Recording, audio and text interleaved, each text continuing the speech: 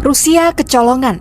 Ukraina tiba-tiba bermanuver ke arah Moskwa, tepatnya di wilayah Kursk pada Selasa 6 Agustus 2024. Pada 12 Agustus 2024, kejutan Ukraina ini telah menyapu 1.000 km persegi tanah Moskwa. Ukraina berhasil membuat pasukan Putin kelimpungan karena membuka front kedua perang, yang awalnya di timur, kini bertambah di sisi barat. Serangan Ukraina ini pun menjadi yang terdalam dan terbesar sejak awal invasi Rusia ke Ukraina pada Februari 2022. Ukraina berhasil membobol benteng pertahanan Rusia di sebelah barat sampai menembus perbatasan sepanjang 1.250 km. Dengan menerjunkan tank, kendaraan lapis baja, dan ribuan pasukan, Ukraina berhasil mengambil alih kendali puluhan permukiman di wilayah Kursk. Tak hanya itu, Ukraina memblokade rute suplai pasokan ke Kursk dengan menghancurkan 2 jembatan utama yang membentang di Sungai Seym di distrik Gluskovo. Tapi bagaimana bisa Ukraina membobol pertahanan Rusia ini? Bersama saya Rizky Cindy, mari kita ulas invasi Ukraina menembus garis merah Putin.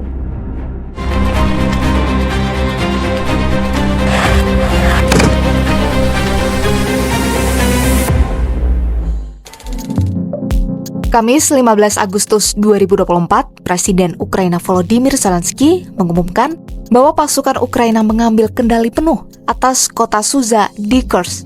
Zelensky menyebut Kepala Militer Ukraina Oleksandr Syrsky dan pasukannya telah maju sejauh 35 km dan merebut 1.150 km persegi wilayah dan 82 permukiman, serta mendirikan sebuah kantor komandan militer di sana. Syrsky mengatakan pendirian kantor di Ukraina dilakukan demi menjaga hukum dan ketertiban, juga memenuhi kebutuhan prioritas penduduk di wilayah yang dikuasai. Є нове просування, є нове поповнення нашого обмінного фонду. Також генерал Сирський доповів про завершення звільнення міста Суджа від російських військових.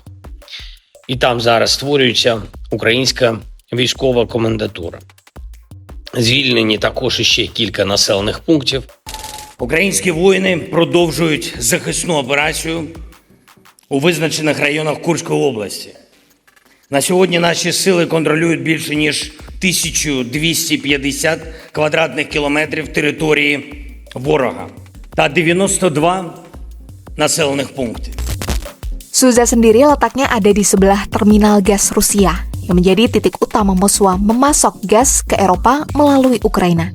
Jadi perebutan wilayah Suza ini memicu spekulasi bahwa salah satu tujuan Zelensky dan pasukannya adalah mengurangi sumber pendanaan bagi Moskwa. Namun pihak Ukraina mengatakan mereka tak sama dengan Rusia. Kiev mengaku tidak berminat untuk mengambil alih wilayah di daerah perbatasan Rusia. Tujuan dari serangan lintas batas Ukraina adalah untuk melindungi nyawa rakyat Ukraina, melindungi wilayah Ukraina, dan menghentikan perang. Menurut Kiev, semakin cepat Rusia menyetujui perdamaian, maka semakin cepat serangan pasukan Ukraina dihentikan dari wilayah Rusia.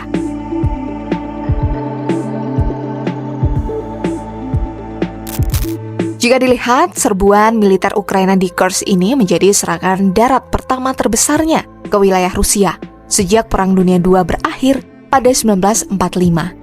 Tidak cuma serangan darat, Ukraina sampai-sampai membuka zona penyangga untuk melindungi warga sipil di perbatasan dan mendirikan kantor militer. Namun karena aksinya, Ukraina menjadi mendapat tantangan baru. Mereka mencari cara atasi respons Rusia yang berbondong-bondong pindah menuju Kursk yang sebelumnya bertahan di Donbas. Dari hal itu, Ukraina juga mendapat spekulasi soal bantuan negara sekutu. Media Politico edisi Eropa menyebut tetangga Rusia itu melakukan serangan atas izin negara-negara barat.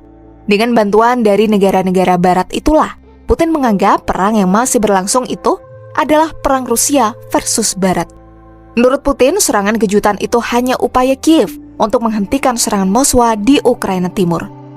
Tak tinggal diam, pasukan Rusia dikerahkan dari timur ke barat untuk memukul mundur pasukan Ukraina yang masih bertahan di Kursk.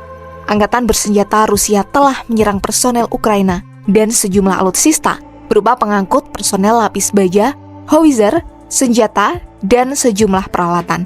Penerbangan taktis Rusia bersama pasukan rudal dan unit artileri tak ketinggalan berperan untuk melibas persenjataan rudal dan artileri di gudang penyimpanan kapal nirawak serta area parkir tanker Ukraina. Spekulasi Putin soal situasi di Kursk menjadi perang antara Rusia versus Barat membuat peran Barat jadi dikulik-kulik. Karena kabarnya ada tank-tank Inggris memainkan peran yang amat penting dalam taktik penyerangan di Kursk.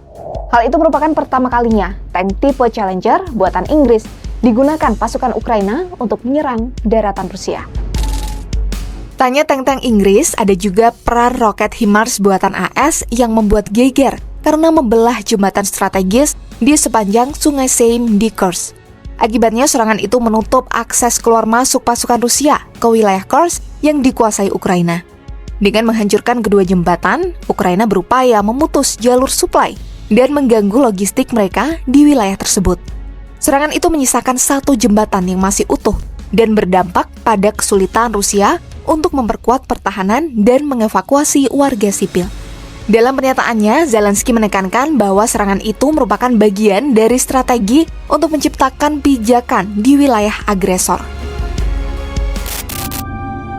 Invasi Ukraina ke Rusia telah melibatkan beberapa pihak di dalamnya.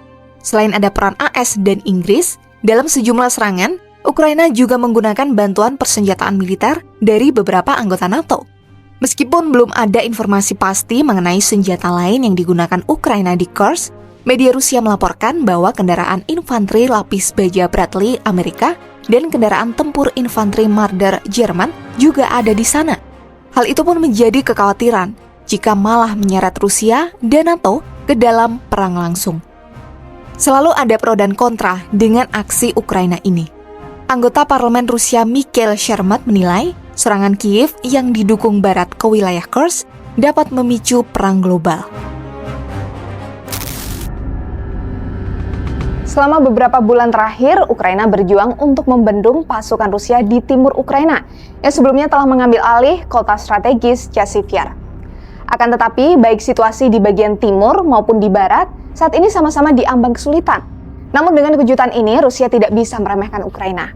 Karena meski Kiev kalah dalam jumlah pasukan dan persenjataan dari Moskwa di banyak titik sepanjang 1.100 km, Ukraina berani bertaruh dengan menciptakan serangan baru di titik panas pertempuran ratusan mil jauhnya. Apakah Rusia bisa mengatasi strategi baru Ukraina? Dan benarkah niat awal Ukraina untuk menciptakan perdamaian dengan serangan ke Kursk bisa menghentikan pertikaiannya dengan Rusia? Tulis pendapat kalian di kolom komentar ya. Saya Rizky Asimi pamit. Sampai jumpa di Brigade episode selanjutnya hanya di YouTube Kompas.com, Jernih Melihat Dunia.